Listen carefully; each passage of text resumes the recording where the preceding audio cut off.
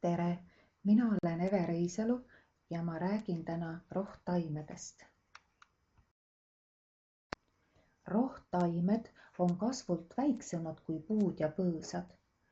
Kui puud, põõsad ja puhmad on puitunud varrega taimed, siis rohtaimede varred on rohtsed. Rohtsed varred ei ole kõvad ja neil ei ole koort. Rohtaimed kasvavad kõikjal, nii muruplatsil, niidul, metsas, soos, aias kui ka põllul. Rohtaime põhilised osad on õis, vili, vars, leht ja juur. Rohtaimedest tutvustan ma põgusalt lilli, köögivilju, teravilju ja umbrohtusid. Lilli kasvatatakse ilu pärast. Vastavalt sellele, kus lilled kasvavad, jagatakse nad aialilledeks, metsalilledeks, aasalilledeks või põllulilledeks ja potililledeks. Aastaaegade järgi, millal nad õitsema hakkavad, jaotatakse lilled kevad-, suve- või sügislilledeks. Aialilled on näiteks tulp, nartsiss, lumikelluke, pojeng ja aster. Metsalilled on näiteks ülane, sinilill, nurmenukk, kullerkupp. Osadel lilledel on sibulad, neid kutsutakse sibullilledeks. Sibullilled on näiteks aias kasvavad tulp ja nartsiss.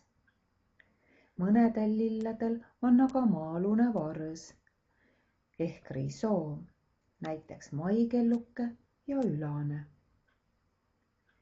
Narmasjuurestik koosneb paljudest sarnastest narmasjuurtest, mis hargnevad maapinnas, näiteks päevalillel. Sammasjuurestik koosneb ühest peajuurest ning mitmest külgjuurest. Peajuur on pikk ja ulatub sügavale, näiteks umbrohuna tuntud võilillel. Rohtaimed on ka köögiviljad. Köögivilju kasvatatakse toiduks nii inimestele kui ka loomadele. Inimene sööb erinevatel köögiviljadel erinevaid osi. Näiteks kapsal süüakse lehti, porgandil aga juurt. Paprikal, tomatil, kurgil süüakse vilja. Tillil süüakse nii varsi kui ka lehti. Ka teraviljad on rohtaimed. Eestimaa põldudel kasvatatakse nisu, rukist, kaera ja otra. Teraviljade terad ehk seemned on inimestele ja koduloomadele toiduks. Teradest jahvatatakse jahu, millest küpsetatakse leiba, saia ja küpsetisi. Samuti valmistatakse teradest kruupe, tangu ja helbeid, millest keedetakse putrusid. Teravilja vars on kõrs ja kuivanud varsi nimetatakse põhuks. Põhku kasutatakse laudas koduloomadele allapanekuks. Vilja koristatakse kombainiga. Umbrohud takistavad teiste taimede kasvamist. Nad kasvavad kiiremini kui enamik rohttaimi. Nad varjavad teiste taimede eest valguse ja võtavad mullast ära toitained.